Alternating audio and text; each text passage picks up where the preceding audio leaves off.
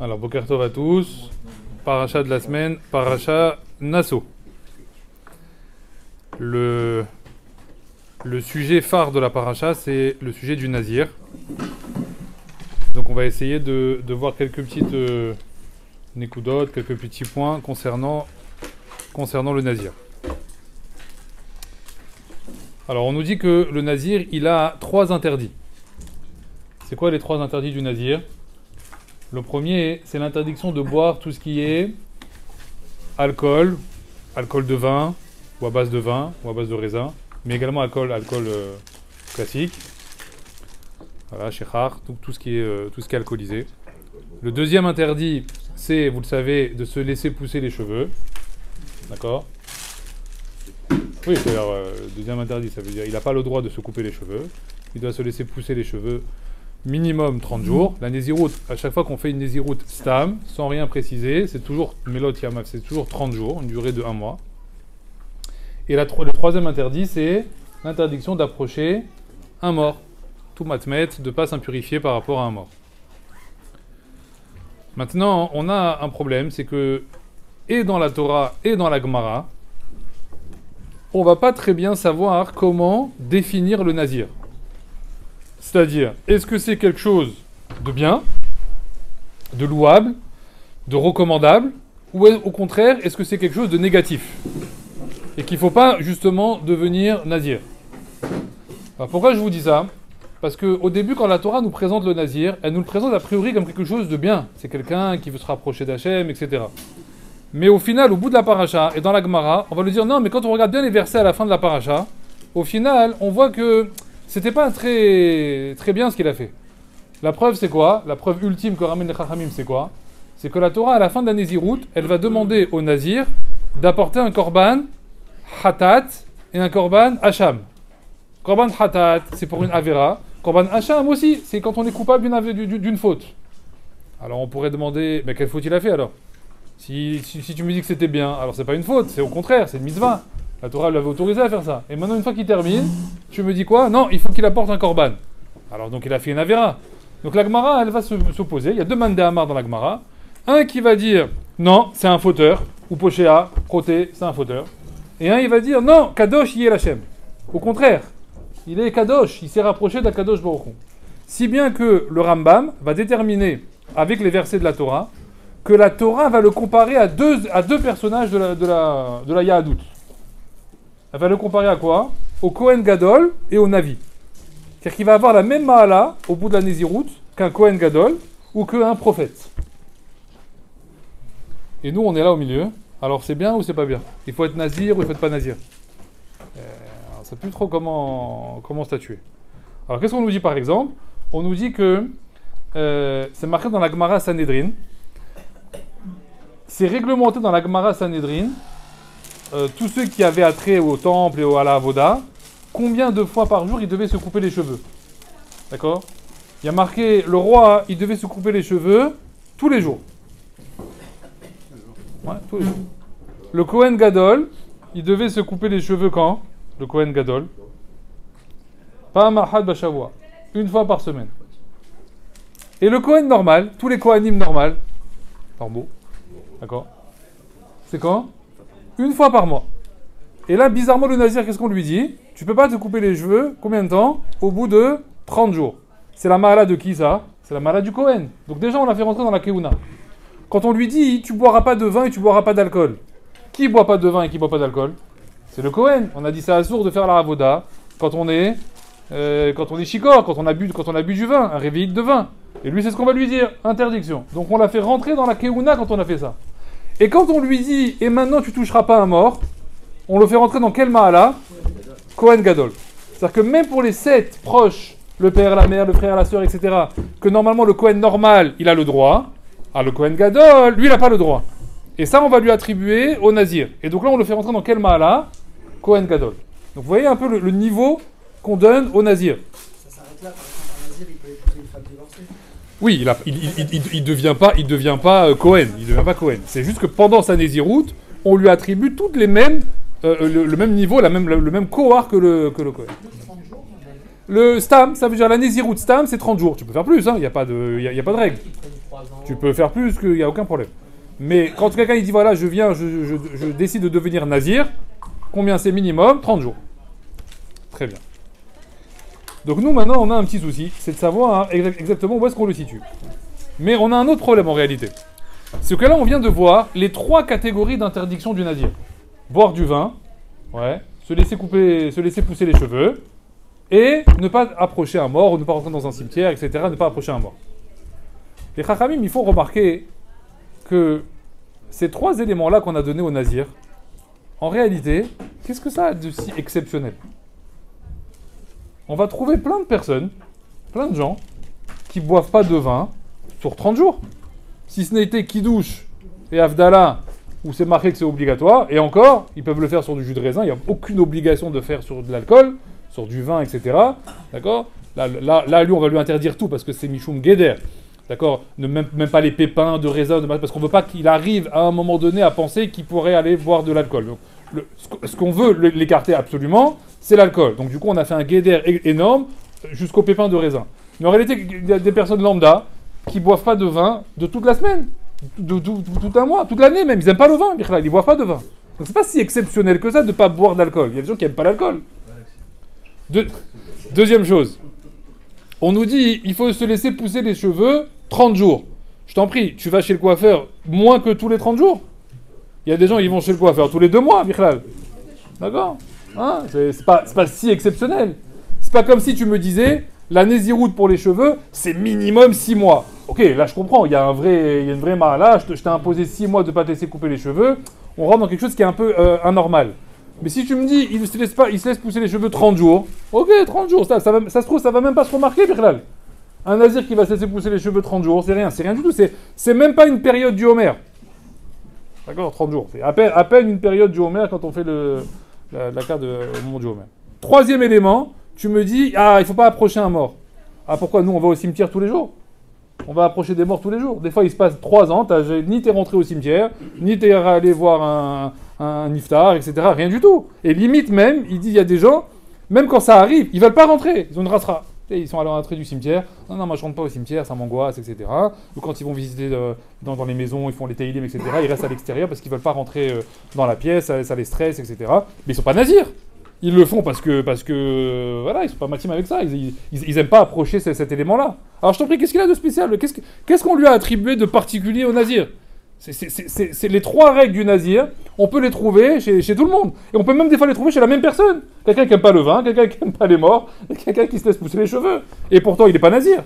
Et toi, tu me dis, le nazir, quand il fait ça, lui, c'est une mahala extraordinaire. Il devient Kohen Gadol, il devient Navi. Ok, qu'est-ce que j'ai gagné? Ça vous va comme question? Tomer?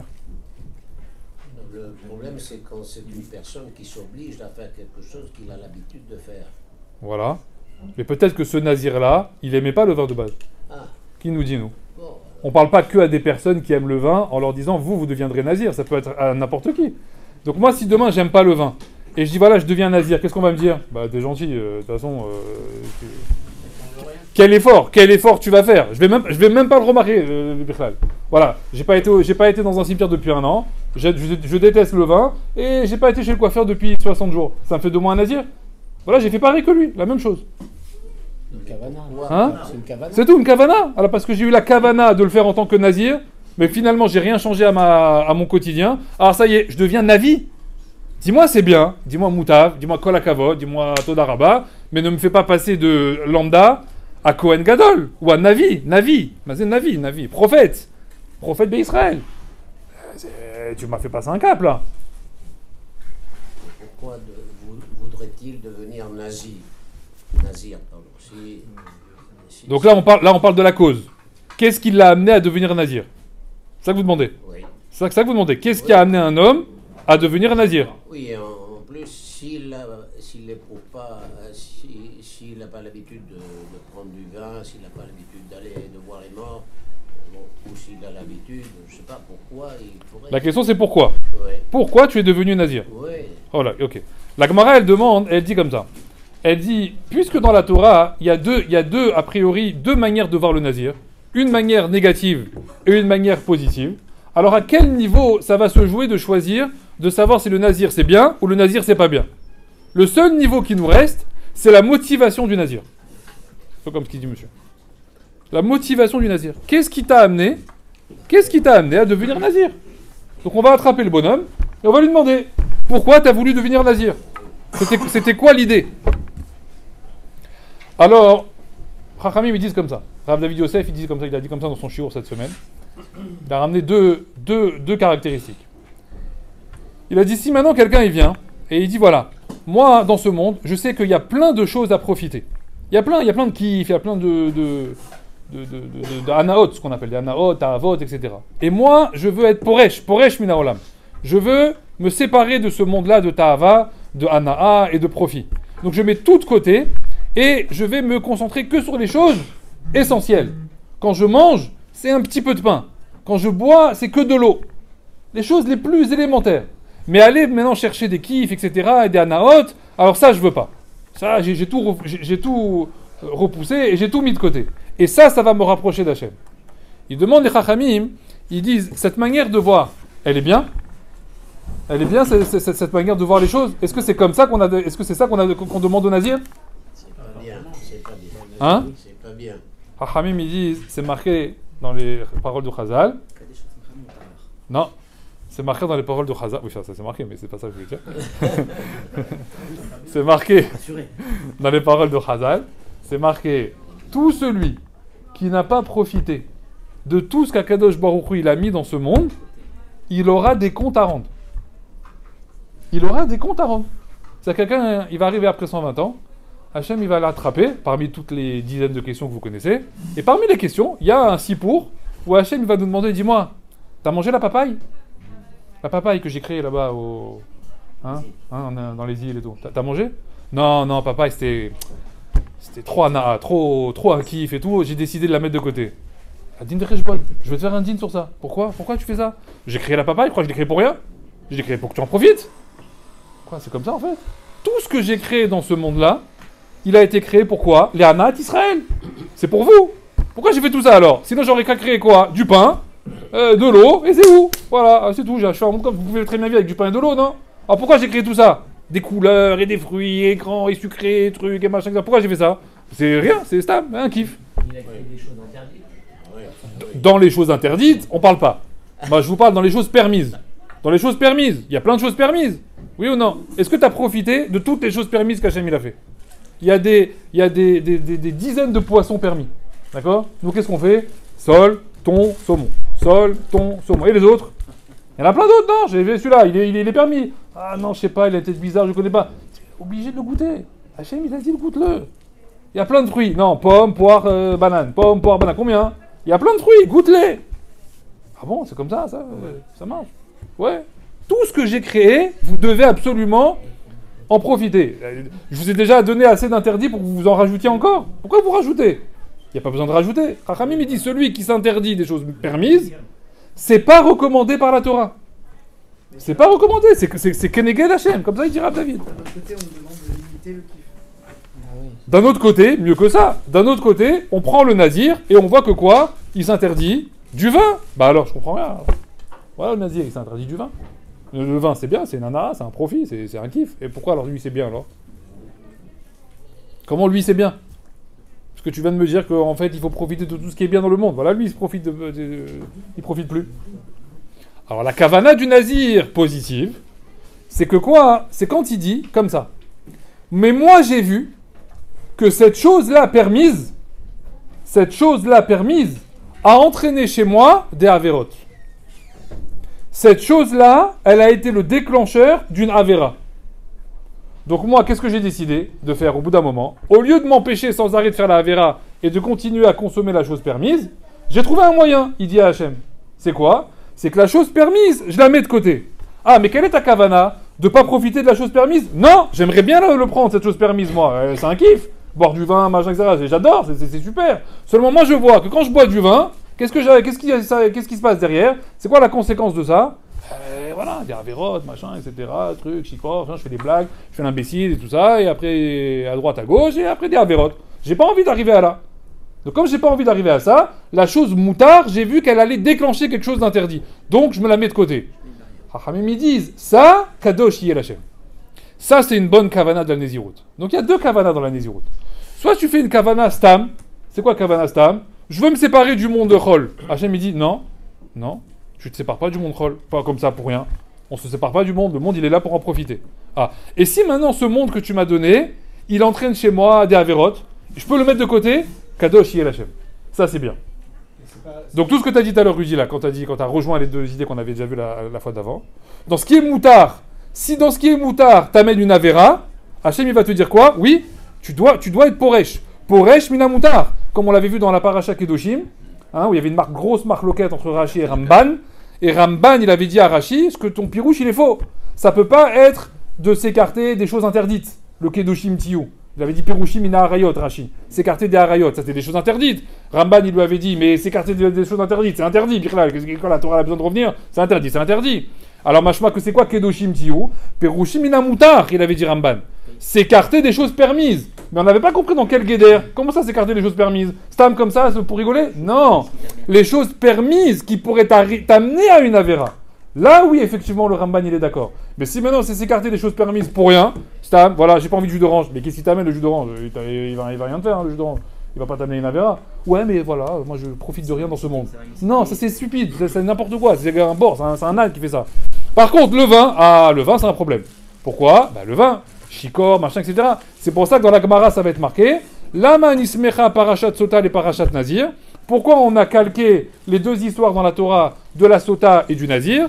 Parce que c'est marqué tout celui qui voit la sota bekilkula, tout celui qui verra la sota dans sa décadence, qu'elle va être ramée chez le Kohen, machin, etc., truc, elle va s'isoler avec un homme, et le Kohen va lui faire tout le truc de la sota. Tout celui qui voit une sota comme ça dans tout son processus, alors il s'écartera du vin. Pourquoi? Parce que tu dis que la sota, qu'est-ce qui l'a amené à ça? Qu'est-ce qui l'aurait amené à fauter?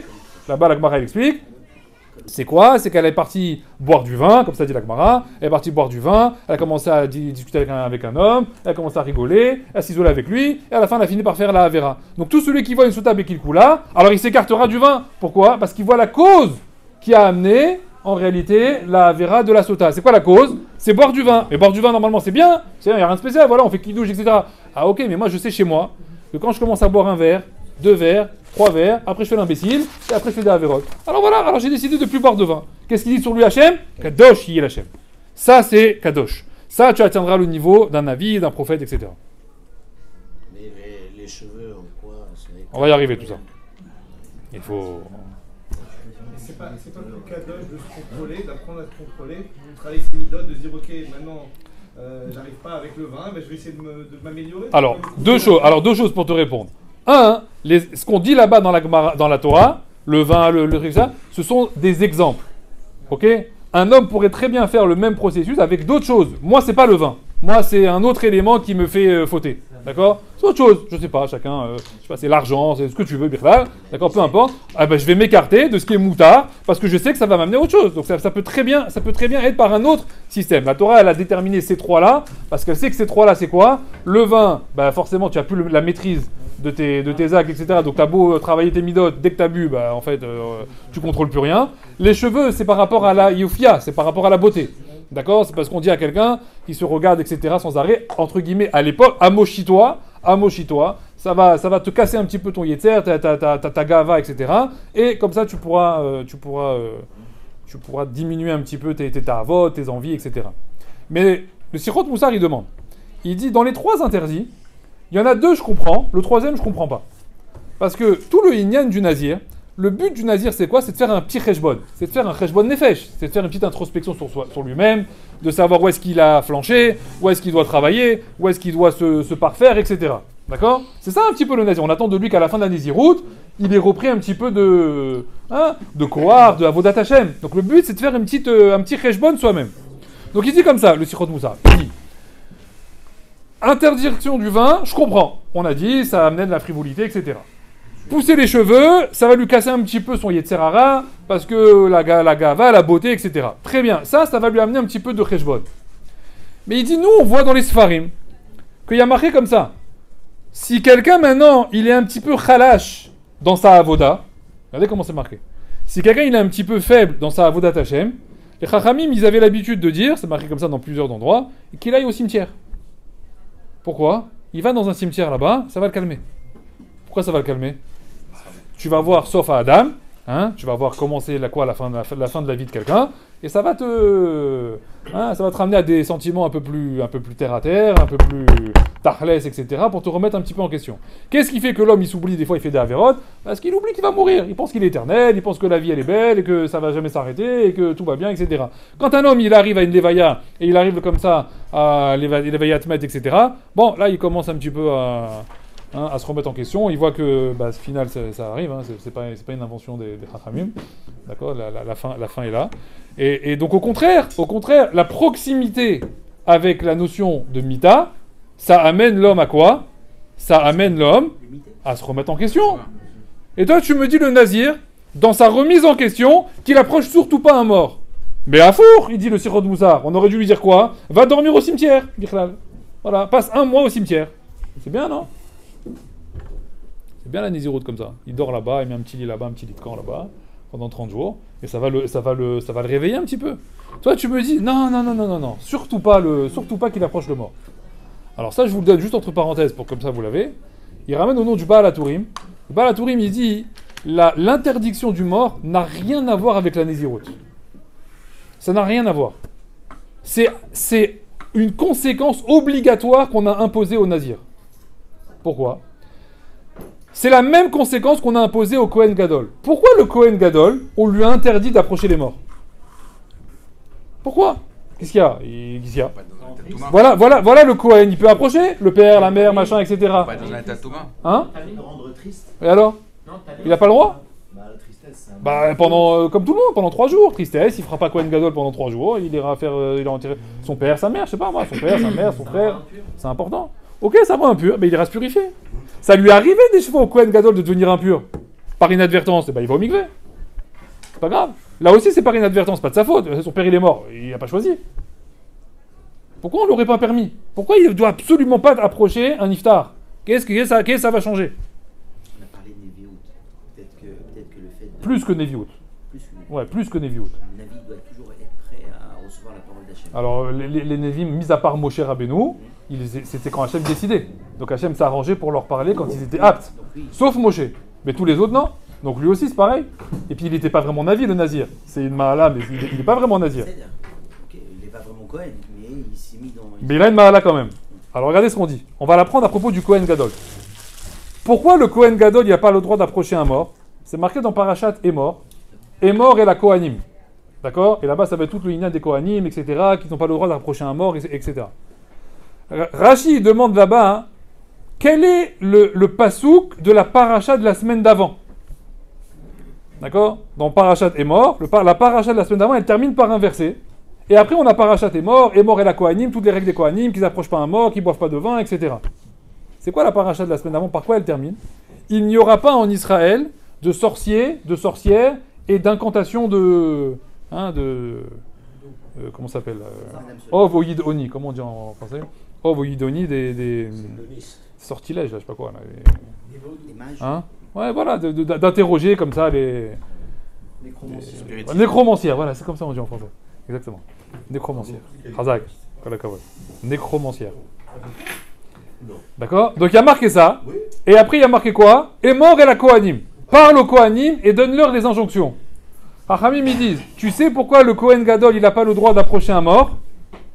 Pour ne pas qu'on croie que quand quelqu'un il vient lui poser une question et qu'il interroge les Urim Vetumim pour la réponse, qu'on le soupçonne qu'en réalité il n'a pas interrogé les Urim Vetumim, mais qu'il a fait quoi? Il a fait Ov Oïd Oni. Il a interrogé les morts. Comment on pourrait le croire? S'il a le droit d'approcher un mort. Mais si maintenant tu interdis au Kohen Gadol d'approcher un mort, il n'y a plus ce hashash. On est sûr que quand il a vu la question et que les Urim Vetumim ils ont répondu, il a répondu par les Urim Vetumim, et il n'est pas allé demander aux morts, etc. les réponses. Donc c'est pour ça qu'on interdit. Nazir, vu qu'il a la même Mahala que le Kohen Gadol, qu'est-ce qu'on lui a dit? Toi aussi pareil. Pour ne pas qu'on croie que tu as fait Ov Oïd Oni, que tu vas atteindre une Gdusha comme le Kohen Gadol, alors on va t'interdire d'approcher un mort. Mais rien à voir avec la notion de Nézirut. Parce que le Sirot Moussar, il dit, si c'était la notion de Nézirut, à four, on l'aurait dit au Nazir. On l'aurait dit quoi? Mais va toute la journée au cimetière, Bichlal. Il va approcher des morts toute la journée. Donc on voit bien qu'en réalité, la raison de Toumat Met n'a rien à voir avec la Nézirut. Ça, c'est juste une parenthèse, je voulais pas rentrer dans le... C'est juste pour vous dire. Le nazir, on va pas lui demander de... Ben, il a comme un niveau de névoie, donc tu pourrais aller lui poser des questions. Ouais, voilà, il a un niveau de... Talmid Racham, on va le rechercher. C'est marqué, il avait une mahala de mit-horer et Am Israël. Les gens, ils le voyaient dans la ville, dans le village, et ça créait un mouvement de tchouva. Ouais, c'est incroyable, celui-là, c'était le bandit du quartier, et maintenant, il est devenu... C'est toujours un élan de... Quand il y en a un comme ça qui fait tchouva dans un immeuble, ça amène toujours un petit peu de roi dans l'immeuble. Ah, regarde celui-là, il frappait tout le monde, c'était un bandit, et il volait, et maintenant il est là, bonjour madame, je peux vous porter vos sacs. Incroyable. Et il amène un roi comme ça dans la ville. Et le nazir, il amenait ça, mit-horer et Am Israël. Il réveillait le Am Israël. Donc il avait un vrai tachlid, un vrai but, il avait un vrai rôle en réalité à jouer. Seulement, il fallait absolument l'éviter une chose, c'était de croire qu'il était arrivé à un stade où il pouvait aller interroger les morts. Donc on l'a également interdit de ça. Mais sinon, il faut bien comprendre que normalement, non, le contraire. Normalement, le contraire, on aurait dû lui dire de ne jamais se détacher de ça, pour continuer à faire son cheshbon. Maintenant, on dit comme ça. Tout ça, ça amène, c'est bien joli, c'est bien sympa. Mais ça nous amène en fait en réalité à une question yesodi en fait sur le nazir. Qui est sa question à lui, c'est la question du nazir. Aujourd'hui, il n'y a plus de nazir, mais la question elle reste. C'est-à-dire, le problème du nazir, il est toujours présent. Aujourd'hui, il n'y a plus de nazir, mais le problème du nazir, il est toujours présent. C'est quoi le problème du nazir? J'aime des choses et ça va me faire fauter. Voilà, c'est qu'il y a des choses dans la vie qui sont moutards, que j'aime bien, mais qui m'entraînent des avérotes. Comment je fais? Alors il n'y a plus de nazir, mais le problème il est toujours là, il est toujours actuel, j'ai toujours le même problème. Alors comment je fais moi, s'il n'y a plus de nazir? Il n'y a plus de nazir. Pourquoi il n'y a plus de nazir aujourd'hui? C'est interdit. Il n'y a plus de nazir aujourd'hui. Parce qu'il n'y a plus de korban. Comme il n'y a plus de possibilité d'amener un korban pour casser la naziroute, pour terminer la naziroute entre guillemets, interdiction d'être nazir. Sauf de dire je suis nazir léolam, comme on en a vu dans l'histoire, et de dire biat Mashiach, j'amènerai un korban à l'époque du Messie. Faire un neder, c'est pareil, non? Là c'est blinéder. Quand on fait un neder. Là, c'est toujours blinéder, faut jamais faire de neder. C'est ça. Ouais, jamais faire de neder. À l'époque du roi Yanaï, c'est marqué, une ville entière elle a été détruite, c'est marqué là-bas parce qu'il faisait des nedarim et il les tenait. La Gemara a dit. Il faisait des nedarim et il les tenait. Il faisait chacun il faisait un neder et à chaque fois qu'il faisait un neder, il le tenait. Qu'est-ce qu'il y a marqué là-bas la Gemara? Toute la ville elle a été détruite. Pourquoi? On fait pas de neder. C'est quand tu prends Maseret Nedarim, là-bas il y a toute la Maseret pendant une trentaine de pages, elle te dit comment c'est quoi les Nedarim. Celui qui nous ça, celui qui fait tel Neder, et à la fin qu'est-ce qu'on te dit? On te dit en réalité, c'est quoi? Neder, oublie. On fait jamais Neder. On fait pas de Neder, on fait pas de Nedarim, toujours Bli Neder, tout Bli Neder. Je viendrai Bli Neder, j'arrive Bli Neder, je ferai Bli Neder, je serai Bli Neder, tout Bli Neder. Jamais, parce que, non, pire même de faire un Neder et de faire, c'est pas bon. La Torah elle veut pas ça. Elle veut pas ça. Pourquoi elle le permet? Bli neder, alors la Gemara dit. La Gemara elle t'explique la Torah. En fait, c'est tout bli neder. Il faut pas faire de nedarim. Jamais. Alors, il y a des gens par exemple, il y a des personnes par exemple pieuses, chassides, qui font jamais de don le Shabbat. Pourquoi? Parce qu'ils peuvent pas payer tout de suite. Ils ont peur qu'il va se passer quelque chose pendant Shabbat. Peut-être ils vont plus être là à Motzei Shabbat et ils pourront pas payer le don. Mais si on dit bli neder. Alors voilà, donc il faut dire bli neder. Donc ils ont peur de ça. Ceux qui disent pas bli neder. Donc ils attendent à la Motzei Shabbat. Parce que même quand on fait un vœu bli neder, c'est un problème, c'est que tu as fait un vœu quand même. Mais bli neder, tu comprends? Tu t'es engagé dans quelque chose.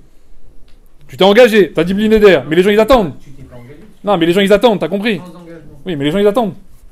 Ça, il y a un shiur comme ça de Rav David Yosef là, cette semaine, il a parlé comme ça sur les nedarim. Et les gens à la synagogue, et il dit ça arrive à Onès, quelqu'un il fait un neder, même bli neder, il veut donner un don comme ça à la choule et tout. Et il est arrivé à Onès, 2 jours après, il a une grosse galère, il a plus. Il va voir le gabaï, il dit voilà, Merhila, j'ai fait un don, mais j'avais pas prévu quoi, c'est Onès, maintenant je peux plus donner. Qu'est-ce qu'il dit, Rav David Yosef? J'ai mère Patlik, j'en ai à faire, moi maintenant t'as fait un neder, c'est ton problème, c'est pas avec moi que t'as un problème. C'est avec lui. C'est pas avec moi. C'est que financier, c'est surtout. Surtout, j'ai dit tout à l'heure, j'arrive, je viens, je vais faire, etc. Rien du tout. Si ta femme te dit mais la tête, tu me dis bli neder, tout bli neder. Occupe-toi des enfants, bli neder, je vais les chercher, bli neder. Hein, paye la facture, bli neder, tout bli neder. Comment ça, bli neder? Faut le dire, et si on le pense... Faut le dire. Ouais, faut le dire. Parce que Stam, quand on a pensé à une marshava, ça peut être considéré comme un engagement. Ça veut dire on a pensé à quelque chose, on n'a rien dit. Bli neder, un engagement, alors... C'est ça. Donc au maximum s'en écarter. Attends. Maintenant, on dit comme ça. Tout le lignan du problème du nazir, on a dit c'est quoi? C'est d'arriver à comprendre maintenant comment je vais me séparer des avérotes. Si maintenant il y a des choses permises, il y a des choses moutards, il y a des choses anaot, des profits dans le monde, d'accord, qui vont m'emmener à des avérotes. Maintenant, comment je casse cette ligne? Comment je casse ce processus-là de anaa, ta'ava, moutar, tout est permis, mais qui m'entraîne des avérotes aujourd'hui. Si j'ai plus cette notion-là de nésirout. Je peux plus, moi, aller comme ça, m'interdire tout et n'importe quoi en attendant 30 jours de devenir nazir.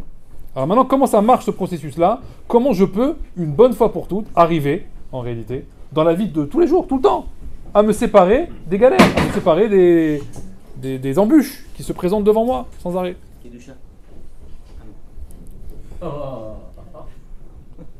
Mais vas-y, Havero Barabi. Dans la bracha, une des brachas qu'on fait pour le limud Torah. D'accord? Le matin, on fait 3 brachot pour le limud à Torah. Une des brachas, c'est quoi? On dit qu'Akadosh Baruch Hu, il est Amelamed Torah le Amo Israël. Qu'est-ce qu'elle veut dire cette bracha? Hachem, il est le Melamed, il est l'enseignant de la Torah au Am Israël. C'est un prof. Qu'est-ce qu'elle veut dire cette bracha? Amelamed Torah le Amo Israël. Hachem, il est le Melamed Torah pour Israël. Alors, Chazal, ils disent comme ça. En réalité, dans la vie de tous les jours, on a tendance à penser comme ça. Tout ce qui est attrait au Rouhani, Torah, mitzvot, etc., ça, on comprend qu'on a besoin de ce qu'on appelle Ezer Hachem. On a besoin de l'aide d'Akadosh Baruch Hu pour réussir. Atzlacha dans le limud, Atzlacha dans les mitzvot, etc. Mais on a une tendance à imaginer que dans la vie de tous les jours, il y a énormément de choses qu'on peut faire sans forcément, à chaque fois, s'en référer à lui. D'accord? Quand je marche dans la rue, je ne pense pas sans arrêt qu'il y a une canne qui s'appelle Akadosh Baruch Hu qui me permet de marcher. Quand je travaille, c'est mon travail. Je fais mon travail, je sais le faire, j'ai fait des études, etc. J'ai pas sans arrêt Hachem qui me dit, tu sais, là, ce chiffre-là, il faut le mettre là, cette ligne-là, il faut la mettre là, etc. C'est moi qui travaille. D'accord? J'ai fait mes études, j'ai mon diplôme, c'est moi qui fais. Donc dans la vie de tous les jours, on n'a pas tendance à imaginer que Akadosh Baruch Hu, il est là sans arrêt, en train d'aider l'homme. Seulement, il y a un problème. C'est qu'il dit ici que le matin, quand on fait la bracha de Amelamed Torah l'Armo Israël, c'est pas que pour la Torah en réalité. Hachem, en réalité, il est l'enseignant du juif en permanence. Comment ça marche? Le Yetzer Hara, on a l'habitude de croire qu'il se combat que dans le côté spirituel. Mais en réalité, on a un Yetzer Hara dans tous les domaines de la vie. Ça veut dire quoi?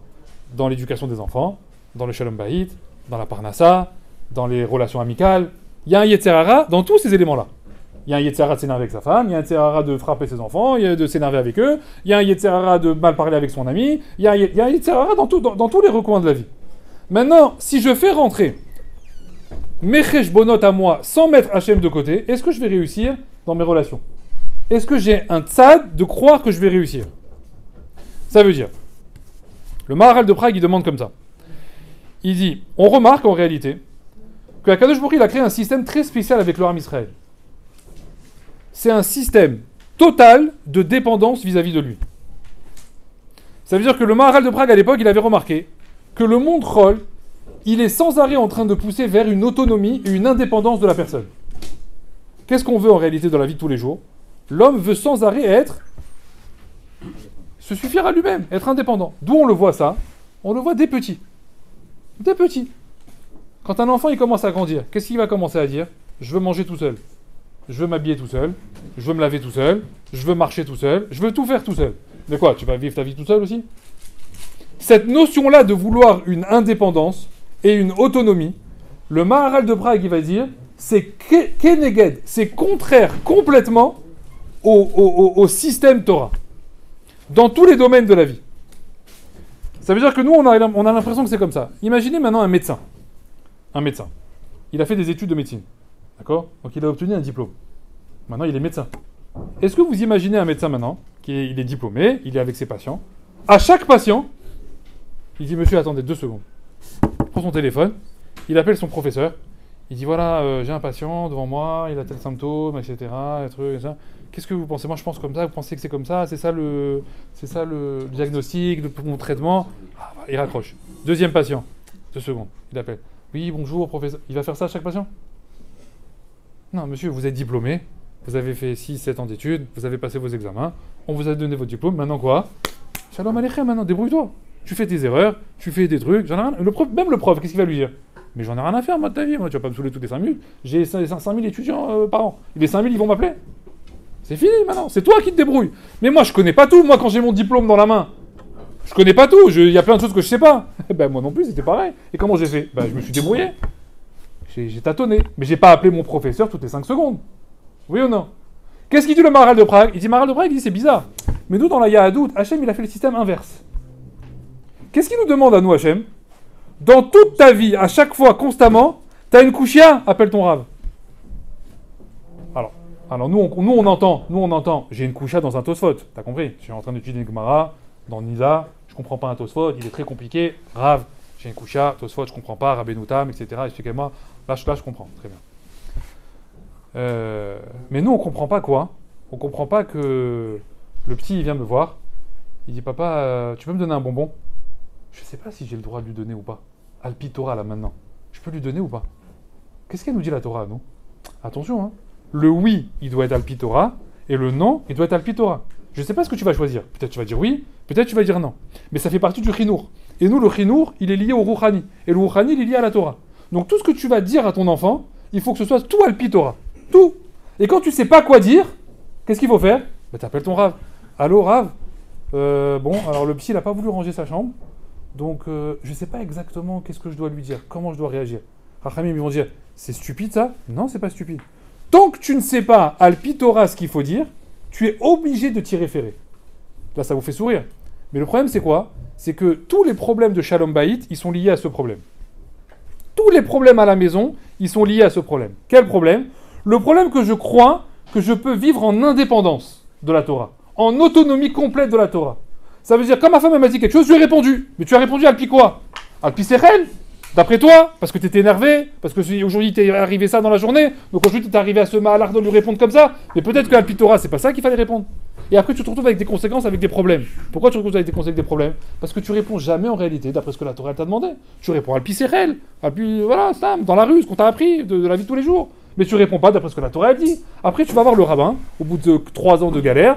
Ouais, bonjour sur le rabbin, voilà, on a des problèmes, on s'entend plus, machin. Bon, racontez-moi 2-3 choses qui se passent. Il va demander le rabbin. 2-3 situations, 2-3 que je vois un peu. Voilà, il s'est passé ci, j'ai répondu ci. Ah, ben non, il fallait pas répondre comme ça, c'est les trucs. Ah bon, il fallait pas répondre comme ça, mais pourquoi? Parce que voilà, la Torah a dit qu'un homme il doit répondre comme ça avec sa femme, etc.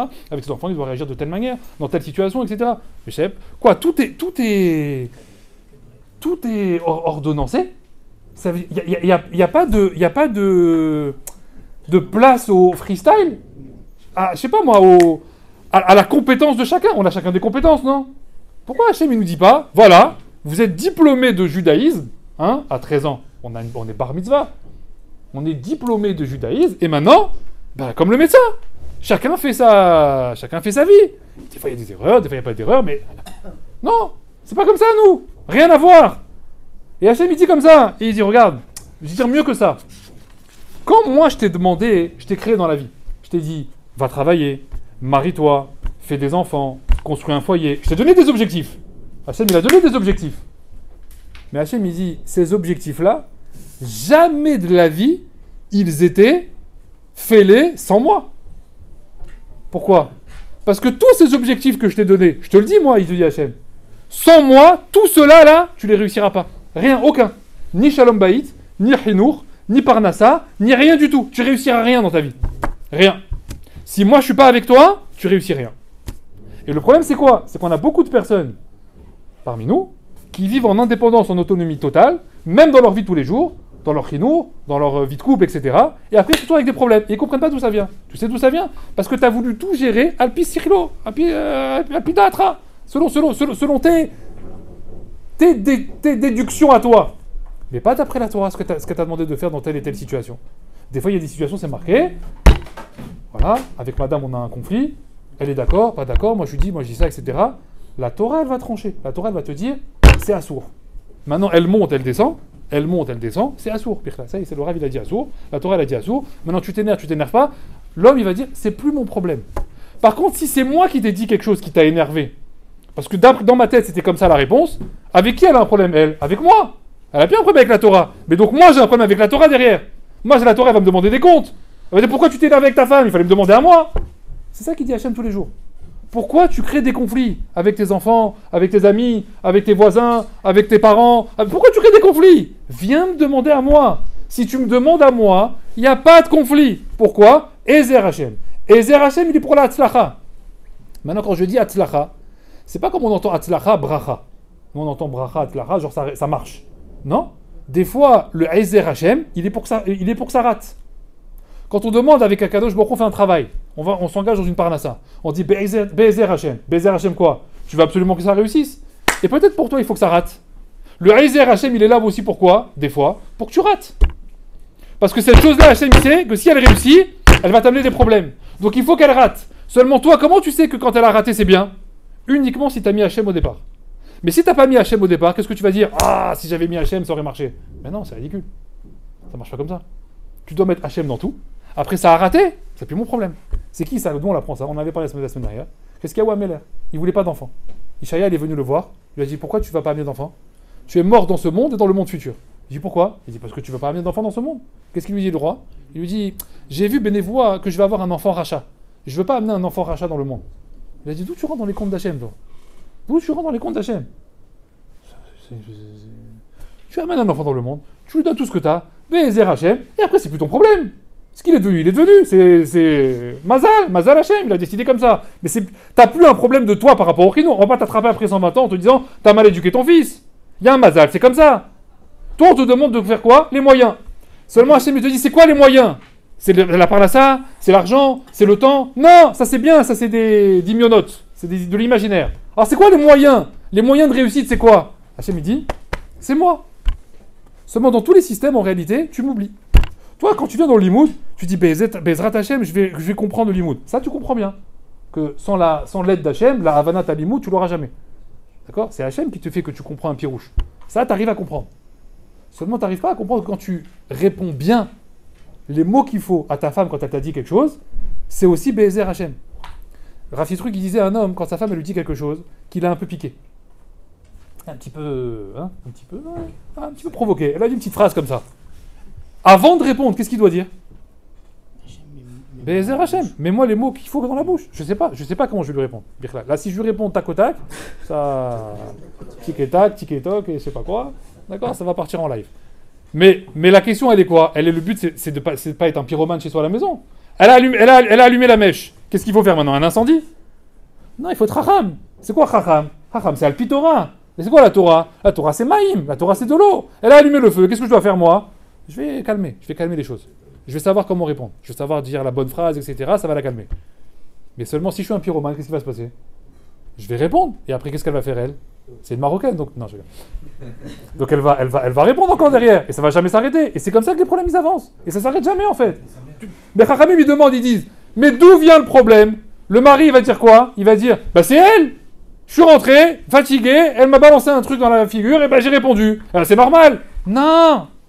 Non, il est faux ton pirouche. Tu sais où il vient le problème? Le problème il vient, c'est que tu n'as pas répondu à l'Pitora. Et tu réponds à Pisserel. Et ça, c'est un problème. Tu réponds pas avec l'aide d'Hachem. Tu réponds toi, ce que tu as envie de répondre. Donc tu crois que tu t'es calmé, mais tu t'es pas calmé. Tu as créé un nouveau problème. D'ailleurs, souvent, les problèmes, au final de la discussion, ne sont plus le problème de départ, ils sont le problème de ce qui a été dit pendant la dispute. D'accord? C'est un truc de fou. C'est-à-dire qu'il y avait un problème au départ.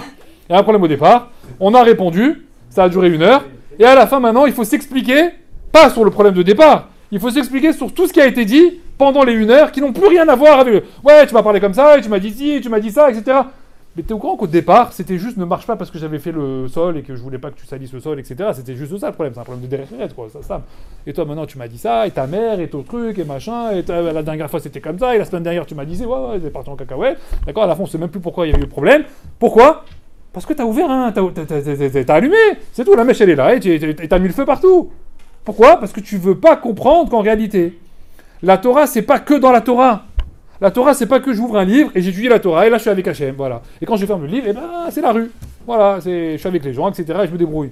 Pas du tout. La question, elle est essentielle. Elle est icarite. Elle est fondamentale.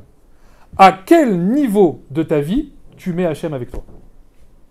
À partir de quel niveau, à partir de quel moment tu vas accepter l'idée que Hachem il est avec toi?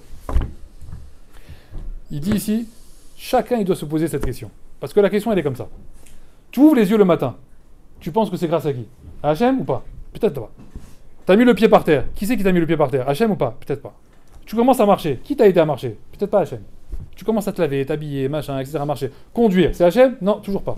Aller jusqu'à la choule? Non, c'est pas Hachem encore. Arriver, mettre les tuiles? Non, ça c'est moi encore. Hachem Sfatay Tifta. Voilà. Bezrat Hachem, que j'ai réussi ce match-là. Et tout ce qu'il y a avant. Ça fait 1 heure maintenant que t'es levé.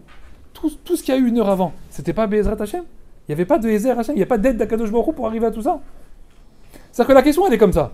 Tu rencontres Hachem à quel moment? À Shabbat? À Kippour? Au Hagim? Et tout le reste du temps, tout le reste de la vie quotidienne, qui t'entoure en réalité, qui jalonne ta vie, il n'y a pas de Ezer Hachem? Il n'y a pas de Akadosh Baruch Hu? Il n'est pas avec toi en réalité en permanence? À quel moment en réalité de ta vie, tu vas mettre Akadosh Baruch Hu? Ramim dit ça, hein. C'est le Beth Alevi qui le dit. Le Beth Alevi, il va expliquer comme ça. Il va dire pourquoi Hachem, alors, il a créé ce monde-là de dépendance, de non-autonomie totale. Pourquoi il a fait ça? Hein? Écoutez bien ça. Il dit il y a un tzad encourageant et un tzad un peu... C'est une petite claque en réalité. Le tzad encourageant, c'est quoi? C'est que Hachem, il dit en réalité, tu sais quoi? Dans la vie, souvent les gens, ils se demandent, je sais pas si je vais réussir mon couple, mon éducation, ma parnassa. Je sais pas si je vais réussir. Le Beth Alevi, il dit, cette phrase-là, déjà, elle est stupide. Tu sais pourquoi? Parce qu'Hachem, il t'a déclaré au départ que dans tout ça, tu as forcément l'aide d'Hachem que tu peux demander. Et Hachem, lui, il est prêt à aider. C'est-à-dire qu'il n'y a pas quelqu'un qui, Hachem va lui demander, il va lui dire, ah non, toi, je t'aide pas. Non, Hachem, il est là. Moi, si tu me demandes, je viens. C'est bien déjà. C'est-à-dire qu'on sait déjà que Hachem, tu lui demandes, il vient t'aider. Donc quelqu'un qui dit, je sais pas si je vais réussir, c'est idiot. Pourquoi? Parce qu'il suffit en réalité tout simplement de faire quoi? De demander sans arrêt l'aide d'Hachem, et il y aura une hatzlacha dans tout. Encore une fois, une hatzlacha, ça veut dire que tout ce qui se passera sera avec une hatzlacha, sera avec l'aide d'Hachem. Pas forcément tov vera, ça veut dire on ne sait pas, tov, ra, je ne sais pas, qui va se passer bracha, pas bracha. Mais en tout cas, est-ce qu'il y a une hatzlacha? Est-ce qu'Akadosh Baruch Hu il est là? Oui, il y a Akadosh Baruch Hu qui est là. Donc de dire je ne sais pas si je vais réussir, c'est faux. Il te suffit de demander à Hachem. Le tzad négatif en réalité qu'il y a dedans, c'est quoi? C'est que c'est ce qui permet à Akadosh Baruch Hu de nous demander des comptes après 120 ans. Pourquoi? Parce que si Hachem il nous avait dit, vous êtes diplômé, maintenant je vous laisse en autonomie totale, et ta voix la bracha, il y en a qui vont réussir, et il y en a qui vont rater. Celui qui a raté, qu'est-ce qu'il va dire à Hachem? T'es gentil, moi, tu m'as laissé jeune diplômé dans la vie de tous les jours, moi j'avais 18 ans, je viens de me marier, j'ai aucun klalim, j'ai aucune expérience, j'ai raté. Hachem il dit ouais, c'est vrai. Est-ce qu'on va reprocher à un médecin d'avoir raté un cas sorti de l'école à 26 ans, comme on va le reprocher à quelqu'un qui a 20 ans d'expérience? Non, on va toujours faire jouer l'expérience dans la sanction. Le type, c'est un jeune diplômé, il a fait une erreur de diagnostic, maintenant celui qui a 25 ans d'expérience, on va estimer quand même qu'il en connaît un peu plus. Mais celui qui est jeune diplômé, c'est normal qu'il rate. Le Beth Alevi, il dit, la seule différence avec nous, c'est quoi? C'est que nous, on n'est jamais jeune diplômé. En fait, on est en examen permanent. C'est comme si, en fait, ton examen, tu l'avais jamais eu. Jusqu'à 120 ans, en réalité, on n'a pas eu notre examen. Et tu dois demander sans arrêt à Kadosh Baruch Hu son aide. Et Hachem, il dit, puisque tu me demandes mon aide à chaque fois, quand tu réussis pas et quand tu rates en réalité quelque chose, si tu m'as pas demandé mon aide, là, j'ai le droit de te demander des comptes. Parce que si maintenant quelqu'un, il fait son éducation, lui, comme il veut avec ses enfants, et il s'est jamais intéressé à ce que la Torah lui a demandé de faire avec le chinour, et après l'éducation, elle est ratée, qu'est-ce qu'il va lui dire Hachem après 120 ans? Mais jamais dit, moi, toi, t'as raté le chinour de tes enfants? Ah, je savais pas, moi. Hein. Comment ça, tu savais pas? Jamais un rabbin t'es parti voir. Jamais un livre t'as lu sur le chinour. Jamais tu t'es intéressé au chinour al-pi Torah. Et t'as raté ton chinour. Mais c'est normal. Donc, je suis en le droit de te demander des comptes. C'est-à-dire que le seul inyan qui permet à Hachem de nous faire un cheshbon à 120 ans, c'est le fait qu'il nous a dit, vous ne vous séparerez jamais de moi. Jamais. Tout ce que vous allez faire, ça sera forcément en me demandant à moi. Maintenant, cette indépendance-là, en réalité, elle se voit aussi dans quoi? Cette non-dépendance, on va dire ça comme ça. Cette non-dépendance. Cette non-indépendance, c'est ça que je veux dire. Cette non-indépendance. Elle se voit également aussi dans quoi? Dans les épreuves. Dans la vie de tous les jours. On a des galères qui arrivent. Seulement, si tu as l'habitude, dans toute ta vie quotidienne, de tenir la main d'Akadosh Baruch Hu sans arrêt. Oui ou non? Alors tu vas pas avoir de mal, dans un moment de galère, de lui tenir la main encore plus fort. Qu'est-ce qui se passe un enfant quand il marche dans la rue? Il tient la main de son père sans arrêt. Tout va bien, tout se passe bien, il n'y a rien de spécial, il marche dans la rue. Dès qu'il y a un moment de peur, il y a un moment de sakana qui arrive, qu'est-ce qu'il va faire l'enfant? Il va serrer la main encore plus fort. Mais il avait déjà la main de son père dans la main. Rachamim, ils disent, pourquoi on trouve des gens qui dépriment dans les épreuves? Les gens qui dépriment dans les épreuves, c'est les gens qui tenaient même pas la main d'Hachem quand tout allait bien. Et c'est pour ça que tout flanche, et c'est pour ça que tout foire en réalité.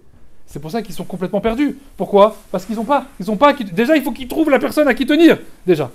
Alors qu'est-ce qu'ils font? Souvent, il n'y a plus que eux-mêmes. Mais eux-mêmes, ça sert à rien, le chien il est là, il va te manger, en réalité. D'accord, la sakana, elle est là. Alors qu'est-ce qu'on nous dit, nous, en réalité? Hachem, il te dit, tu sais quoi? Pour ne pas avoir de galère dans les sakanotes, quand il y a des moments de danger, quand il y a des épreuves, quand il y a des nisyonotes, il faut qu'en permanence, au quotidien, tu aies cette main d'Hachem dans la main. Il faut que tu la tiennes en permanence. Et comment on la tient en permanence? Dans la vie de tous les jours. Dans ta parnassa, dans ton travail, quand tu marches, quand tu te lèves, quand tu parles, quand tu vas répondre à quelqu'un. Tout est alpitora, be'ezrat Hashem, be'ezer Hashem. Si tu mets Akadosh Baruch Hu avec toi dans toute la vie quotidienne, dès que tu vas avoir une galère, tout de suite tu vas le sentir. Il suffira juste de serrer la main un peu plus fort et Hashem il sera là avec toi. Bien sûr je vais t'aider. Si déjà je t'aide quand tout va bien, alors quand il y a une galère, voilà que je vais t'aider aussi. Donc en réalité, à quoi ça sert d'avoir Akadosh Baruch Hu en permanence dans la vie quotidienne? C'est de savoir voir loin, à Roet Anolad. Celui qui voit qu'un jour ça va pas forcément toujours bien aller, il va y avoir des galères, il va y avoir des épreuves, et moi j'ai besoin de quelqu'un pour me soutenir. Comme quand on va voir un endeuillé, comment on le console un endeuillé?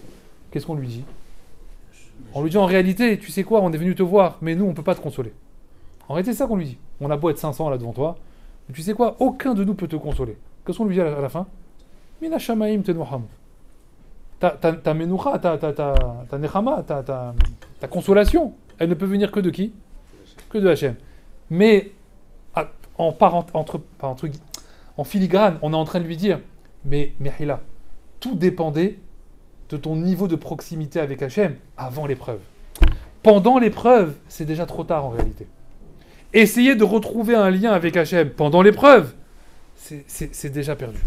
C'est déjà trop tard. C'est fini. C'est beaucoup plus dur. Ça va pas réussir. Les gens très forts dans l'épreuve, c'est les gens qui sont très forts avec Hachem dans la vie quotidienne. Des fois, on a des gens, ils vivent des épreuves incroyables. On les voit pendant les shivas, pendant les shushim, etc. Avec une razakot, avec une force. Comment ils tiennent ça? Souvent, ces gens-là, dans la vie quotidienne, ils sont comme ça aussi. Ils ont juste serré la main un petit peu plus fort. C'est tout. C'est juste un peu plus. Mais les gens qui avaient rien, les gens qui vivaient en parfaite indépendance, qu'est-ce qu'ils se sentent à ce moment-là? Complètement démunis. Qui va m'aider? Qui va me soutenir? Comment je vais faire? Et où je vais aller? Et où je vais truc, etc. Alors, en fait, on touche à quoi ici? On touche tout simplement à la définition précise de la Emouna. La définition précise du Bitachon. La définition précise de Emouna Hachem. C'est quoi la Emouna Hachem? La Emouna Hachem, c'est pas le missile il arrive et je crois dur comme fer qu'Hachem il va me l'éviter. C'est pas ça la Emouna. La Emouna, c'est quand tu te lèves tous les matins, tout ce que tu fais dans ta vie quotidienne, tous les mots qui vont sortir de ta bouche, est-ce qu'ils sont Be'ezer Hachem, avec l'aide d'Akadosh Baruch Hu. Si tu me dis oui, alors tu n'auras pas de problème dans la vie. Tout sera Be'atzlacha, tout sera avec une réussite. Mais si tu me dis non, si tu te rends compte avec toi, qu'en réalité tu rencontres Hachem quand? Au moment des tfilotes, au moment de Shabbat, au moment de Kippour, au moment des Chagim. Là oui, là je sens. Là je sens Hachem. Mais Yisrou Chag, la fête elle est finie, ça y est. Voilà, je reprends ma vie normale. Mais c'est quoi ta vie normale? C'est une vie où tu vas retrouver Hachem que la semaine prochaine à Shabbat? Ça marche pas comme ça. Akadosh Baruch Hu, lui, qu'est-ce qu'il veut? Il veut voir un juif qui soit en parfaite dépendance de lui au quotidien. Et ça, Chachamim disent, il l'a dit à Adam Arishon juste après la Havera. Il lui a dit, ça sera ça, le signe entre toi et moi. Il a attrapé le Nachash et il lui a dit quoi? Il lui a dit, toi, je vais te donner à manger toute la nourriture de la terre sans que tu me demandes plus rien. Comment il l'a rendu le Nachash? Totalement indépendant. Autonome. Il n'a plus besoin de personne. Il se débrouille tout seul. Chachamim me dit, celui qui veut se débrouiller tout seul dans la vie, à quoi il ressemble? Madmout lecha. C'est quoi, à quoi tu ressembles? Au nachash. Tu ressembles à la klala du nachash. Que Hachem il a dit, toi, tu vas te débrouiller tout seul. Et à Adam Arishon, il lui a dit quoi? Tout l'inverse. Toi, tu vas devoir suer, tu vas devoir travailler, tu vas devoir prier vers moi, tu vas devoir me demander des choses sans arrêt, des sheilot, etc., et des bakashot, etc., sans arrêt vers moi. Et si tu as l'impression à un moment donné que tu n'as plus rien à me demander, tu es basculé dans quoi? Tu vas basculer dans le nachash. Hachamim me disent en réalité tout ça, c'est kashour à la tfila. Mais même la tfila elle-même, regardez comment, jusqu'à quel point on l'a poussé. Même la tefila elle-même, on a mis une phrase au départ pour demander une phrase d'aide pour prier. Ça, on est fort quand même. C'est-à-dire que la tfila, c'est pour prier, c'est pour demander. Mais même quand tu veux demander, il faut demander une aide pour savoir comment demander. C'est quoi? Hachem, Sfata et Tiftach, ou puis Yagit et Ilatecha. Voilà, Hachem, je vais prier maintenant. Je ne sais pas comment je vais le dire, je ne sais pas comment ça va être perçu chez toi, mais aide-moi. Aide-moi que mes lèvres, elles prononcent bien, elles sachent bien parler, elles vont bien faire tes louanges, elles vont bien te demander, et comme ça tu vas bien me répondre. Et après on demande. Après on demande. Parnassar, Slacha, Refoua, etc. Mais on ne commence pas d'emblée la Hamida. Pourquoi? Parce que même la tfila, tu as besoin d'une aide. Oh, zéro magain, Hachem, il aide et il protège. Mais si tu as squeezé complètement cette partie-là en fait du système, ben, tu deviens en fait comme le nachash. C'est pour ça qu'ils vont nous dire les chachamim. Je termine avec ça. Ils vont nous dire les chachamim qu'aujourd'hui, dans quel monde on vit aujourd'hui? Vous savez qu'il y a beaucoup de sfarim aujourd'hui récents. Il y a un inyan comme ça dans la Kabbalah. Une minute. Il y a un inyan comme ça dans la Kabbalah qui dit qu'en réalité l'histoire, toute l'histoire du monde, elle est faite pour marcher à compte à rebours. Ça veut dire que toute l'histoire qu'on a vécue dans le Chumash, elle va revenir à reculons, jusqu'à arriver à Adam Arishon, et qu'après on va faire le tikkun de Adam Arishon, et on va revenir à Adam Arishon avant la faute, et on aura fait le tikkun Olam. Donc en réalité, les générations, elles remontent à compte à rebours. Tout ce qui se passe en réalité dans le monde, c'est pas une avancée du monde, c'est pas une évolution du monde, c'est au contraire le monde qui se replie sur lui-même et qui revient en arrière. Aujourd'hui, j'ai vu des Sfarim qui disent que la génération actuelle, c'est la génération de la tour de Babel. On est revenu, on est arrivé à la tour de Babel. Donc on n'est pas très loin. Tour de Babel, on va remonter un petit peu. Dora Maboul, on n'est pas très loin non plus. Et après, il nous restera le petit coup de Adam Arishon. D'accord? Pourquoi la tour de Babel? Parce que on s'est rendu compte récemment, que voilà la question qui a été posée au monde. Si on a un problème commun, comment on va gérer le problème commun? On a un problème en commun. D'accord? On a tous un problème en commun. D'habitude, c'est quoi dans le monde? Chacun, il a ses problèmes. D'accord? Les problèmes du Mexique, c'est pas les problèmes de la Russie. Chacun il a ses affaires, il a sa vie, il a ses frontières, il a ses galères. Chacun, il a son histoire. Mais qu'est-ce qui se passe si on a un problème commun? Si tout le monde entier, il a le même problème. Est-ce qu'on va réussir à trouver une issue commune? C'est-à-dire à s'entendre, alors qu'on a tous des intérêts un peu différents. Mais là, on a un problème commun. Il faut qu'on arrive à le régler d'une manière collégiale. C'est logique, non? On a tous le même problème. Quand on a tous le même problème dans une équipe, on essaie quand même de chacun de mettre un peu d'eau dans son vin pour régler le problème. Il n'y a pas un qui va dire non, moi si j'ai pas d'intérêt, je m'en fous, on n'a qu'à tous mourir. Voilà. Personne ne va dire ça. Sinon, t'es ridicule. Comment ça va tous mourir? Non, on va trouver une solution, nous. Hamim, ils disent, voilà, on a eu le cas. On a eu tous un problème commun. D'un bout à l'autre du monde, le Covid, il a... Tout le monde le même problème. Et on n'a jamais vu un balagan pareil. Chacun, il est allé de ses petits intérêts. Moi, j'ai ici ça. Moi, je fais ça. Toi, je fais ça. Non, moi, je fais ce que je veux. Moi, c'est comme ça. Hamim dit, c'est quoi ça? Ils disent, c'est les gens autour de la tour de Babel qui ont tous le même problème et qu'un, il demande de l'eau, il lui apporte des briques. Un, il demande des briques, il lui apporte de l'eau.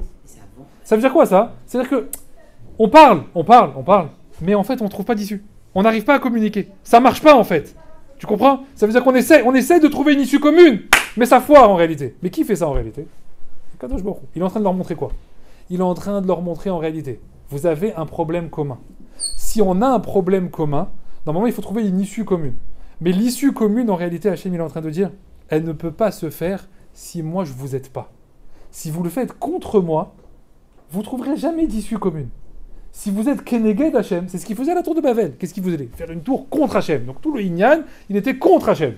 Donc si le Inyan, il est contre Hachem, vous ne pourrez jamais trouver d'issue commune à un problème commun. C'est quand même fou. Qu'est-ce qu'il nous dit à Kadosh Baruch Hu à nous? Il dit alors apprenez de la tour de Babel. Apprenez de ça.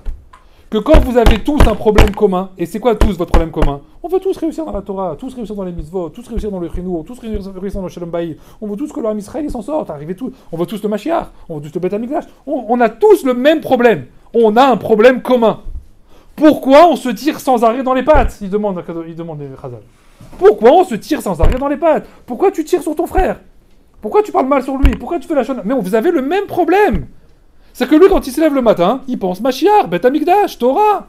Pourquoi tu parles mal sur lui? Pourquoi vous vous tirez dans les pattes? À quoi vous ressemblez? À la tour de Babel. Vous ressemblez à cette génération-là, qui ont le même problème, mais comme vous êtes Keneged Hashem, c'est quoi Keneged Hashem? C'est quand tu fais la shonara sur ton frère. Ça s'appelle Keneged Hashem. Be'ezer Hashem, avec l'aide d'Akadosh Baruch Hu. La Emouna, c'est quoi? C'est que sa réussite à lui, elle va pas t'entacher à toi. Si lui réussit, quoi la kavod? Toi, tu vas pas moins réussir que lui parce que lui, il a réussi. Au contraire, sa réussite à lui, c'est une réussite à toi aussi. Donc tu dois faire réussir les autres en même temps que tu veux toi réussir.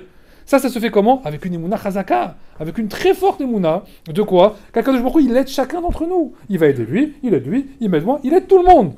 Mais ça, il faut en avoir conscience, que je dois lui demander son aide en permanence. Si je règle tous mes problèmes avec une issue commune de quoi? Que Hachem, il va m'aider dans ma hatzlacha, j'ai plus de problème d'avoir un regard négatif. Il n'y a plus de regard négatif sur les autres. Il va y avoir qu'un regard positif. Quand Hachem, il verra ce regard positif dans le Ham Israël, maintenant il pourra dire Bashamaim, regardez, mes enfants, Keneged ou Mot Haolam. Regardez la différence qu'il y a entre les deux. Vous voyez, ils ne se comprennent pas de la même manière. Aujourd'hui, on est bloqué dans la génération de la tour de Babel. Ça veut dire qu'on est exactement, nous, de la même manière. On se comporte exactement de la même façon. On se tire dans les pattes les uns les autres, alors qu'on a tous un intérêt. On a un intérêt commun. On a un intérêt avec les nations, nous? Non. On a un intérêt, tous les Juifs, tout le Ham Israël ensemble. On est tous dans le même bateau. Donc si on est tous dans le même bateau, on doit s'aider les uns les autres. C'est ça l'union de Harvout. Kol Arevim Israël, Zébazé, etc. Quand on aura réussi à faire cette avancée-là, alors on pourra avancer d'une case. Et Hachem pourra comparer le Mot Haolam en disant, voyez, pourquoi j'ai laissé le Mot Haolam et pourquoi j'ai été Bechir Ham Israël. Pourquoi c'est lui le choix d'élection? Le choix d'élection, parce qu'ils arrivent, en me mettant à l'intérieur, à créer en réalité une union totale. Pourquoi il n'y a pas assez d'union dans le Ham Israël aujourd'hui? Pourquoi il y a beaucoup de problèmes de hardout, beaucoup de problèmes de dislocation, etc. C'est parce qu'on a retiré Hachem du système. On retire Hachem du système, donc on se bat les uns les autres. On se bat entre nous. Si tu gagnes de l'argent, moi j'en perds. C'est-à-dire que là, c'est l'argent à moi que tu prends. Le magasin il est là, l'autre magasin il est là, lui il est contre moi, etc. Ça marche pas comme ça en fait. Ça c'est quand tu sors Hachem du système. Mais si tu fais re-rentrer Hachem dans le système avec la Emouna, en réalité, il n'y a plus de un qui se tire dans l'autre. Même deux voisins, ils peuvent vivre côte à côte. Chacun il a la même activité. Et il n'y a pas de problème, il y aura de l'argent pour tout le monde, il y a de la place pour tout le monde. Tout le Ham Israël il a sa place. Chaque juif il a sa place.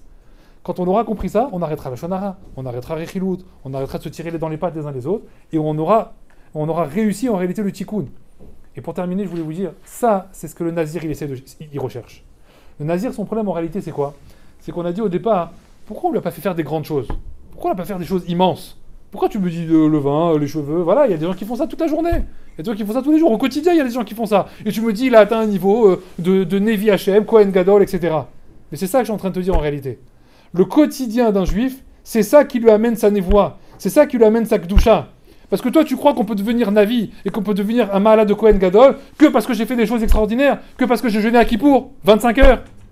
Hachem, il dit, quand tu as jeûné à Kippour, 25 heures, moi, ça, c'est juste un test. Moi, je veux voir cette mala, cette gdoucha-là, tout le reste de l'année. Sinon, si tu me l'amènes qu'à Kippour, ça ne me sert à rien en réalité, moi.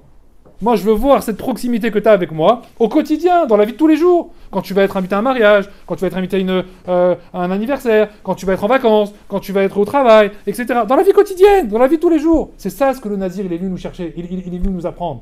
Les interdits qu'on m'a demandé, moi, au Nazir, c'est des interdits pachou de la vie de tous les jours. Mais c'est par ces éléments-là, qui sont en plus permis, qui sont en plus moutards, et qui sont dans la vie quotidienne, c'est par ces éléments-là, en réalité, que je prouve ma Emouna. Je prouve pas ma Emouna quand je viens jeûner 25 heures à Kippour. Je prouve ma Emouna quand je me lève le matin et que je dis voilà, j'ai fait 3 pas parce qu'Hachem m'a permis de marcher aujourd'hui. Uniquement ça. Toutes les brachot qu'on fait le matin, c'est ça qu'on dit. Mais seulement on n'y croit pas. J'ai ouvert les yeux pour qu'Achivrim, parce qu'Hachem m'a permis d'ouvrir les yeux. Je marche parce qu'Hachem m'a permis de marcher. Je m'habille parce qu'Hachem m'a donné un vêtement. Mais seulement nous on le dit tellement rapidement le matin qu'on prend plus conscience qu'on est en train d'ici de déclarer quoi? Une bonne fois pour toutes, je peux rien faire dans ce monde. Rien, c'est rien, même pas respirer, je peux pas. Si Akadosh Baruch Hu il m'aide pas. Donc l'histoire de celui qui est en voiture là et qui demande une place à Kadosh Baruch Hu, ouais, c'est pas une blague en réalité. C'est-à-dire que tout ce que tu fais dans ta vie quotidienne, tout, le métro qui arrive, qui est en retard, le bus que t'attends, le taxi, le client, ta femme qui te répond, ta mère, ton père, ta soeur, ta belle-mère, etc. Il n'y a rien qui marche si Akadosh Baruch Hu il n'est pas derrière. C'est-à-dire qu'à quel égard que la Gemara elle a dit qu'une fleur elle pousse pas si Hachem il lui a pas attribué un malach qui lui dit toute la journée pousse, pousse, pousse. Ouais, c'est bon, elle pousse une fois, c'est ça, mais pour toute ta vie, non. Daka, chaque seconde, elle est là pour lui dire pousse, pousse, pousse sans arrêt. Pourquoi tu me dis ça? Pourquoi tu fais ça? C'est ce que je fais avec vous en réalité. Mais seulement vous, comme vous ne le voyez plus et vous voulez vivre tout seul, et bien maintenant après pour rattraper la machine, et ben c'est plus dur. Et on tombe dans des avérotes, on tombe dans des dans les méandres, etc. Et après on veut essayer de rattraper la machine. Donc on est obligé de cravacher. Le Nazir il vient nous apprendre. En fait, il y avait un problème, il y avait une façon toute simple de le faire. Tu n'as pas besoin de faire des grandes choses. Tu n'as pas besoin de faire... tu n'as même pas besoin d'un Beth Amikdash. Tu n'as même pas besoin de Korban. Tu peux le faire quand? Dans la vie de tous les jours, au quotidien. Dès que tu ouvres les yeux le matin, jusqu'à ce que tu couches les yeux le soir, ce que tu fermes les yeux le soir, tout ce qui t'est arrivé dans ta journée aujourd'hui, chaque pas que tu fais, met à chaque fois Akadosh Baruch Hu dans la bouche. À chaque fois que je me retrouve dans la tête. C'est pas une folie de ceux qui disent sans arrêt Bezrat Hashem, Bezrat Hashem, Bezrat Hashem. Alors si c'est juste une phrase comme ça qui part en l'air, effectivement ça sert à rien. Mais seulement il faut le penser, il faut le vivre véritablement. Quand quelqu'un il me parle, je dois réfléchir. Je vais répondre à Torah, que Hashem il me mette bien les mots dans la bouche. C'est ce qu'on dit des fois au limoud. Quand on arrive au limoud, la bracha du limoud, on dit fais en sorte que je me trompe pas dans le limoud, que ce que je dis c'est vrai, que je fasse pas d'erreur, que je fasse pas rire mes compagnons, etc. Pourquoi tu dis ça? Là, tu comprends. Dans le limoud, t'as besoin d'une aide d'Hachem pour pas dire n'importe quoi. Ah, et quand t'es devant le patron, et qu'il te dit, dites-moi, vous là, qu'est-ce que vous pensez du dossier machin? Attention à ce que tu vas dire devant le patron. Je sais pas. Peut-être ça va pas lui plaire. Qu'est-ce que tu dois dire? Mets-moi les bons mots dans la bouche. Le type, il a un problème, un procès par exemple, il va au tribunal, etc. Ouais, il va pas y aller comme ça les mains dans les poches. Non, j'ai mon avocat, j'ai mon dossier, les bétons, etc. Non, mais tout ça, c'est du vent en réalité. Tout dépend de quoi? Tout dépend si quand tu vas parler, il y a Akadosh Baruch Hu avec toi. Des fois, tu peux avoir un dossier béton armé, tu as dit n'importe quoi devant le juge, et le juge, il va te fracasser parce que tu dis des bêtises, parce que tu dis n'importe quoi. Donc, à chaque fois, dans toute la vie quotidienne, tu vas à la macolette, il y a Akadosh Baruch Hu, tu vas prendre de l'essence, il y a Hachem, tu vas à la banque, il y a Hachem, la banquière, elle n'existe pas, le patron, il n'existe pas, ta femme, si elle existe, bon, elle est là, d'accord, elle est bien, mais ça veut dire qu'il y a toujours, n'oublie jamais, qu'il y a ce que tu vois, et il y a le rideau derrière. Et le rideau derrière, il y a toujours Hachem qui est là et qui dit, juste demande-moi. Il attend, vous vous rendez compte qu'il attend? À chaque étape de ta vie, chaque situation, il est là, il attend. Il est là. Il va me demander de l'aide, il va me demander, ah non, il a répondu sans moi. Il est triste. On le rend atzouv. On le rend triste, Birlal. Il attend une chose, que dans ta marche il y ait, attends, je vais répondre avec toi, Hachem. Wow, il est super content. Hachem vient dans ta tête, il te dit quoi répondre. Mais seulement sinon, ça marche pas. Alors, Bezrat Hachem, qu'on accompagne toutes nos décisions, situations, Hinour, Shalom Bayit, Parnassa, dans tous les domaines, avec Akadosh Baruch Hu, qu'on ait une Hatzlacha. Bezrat Hachem. Shabbat Shalom.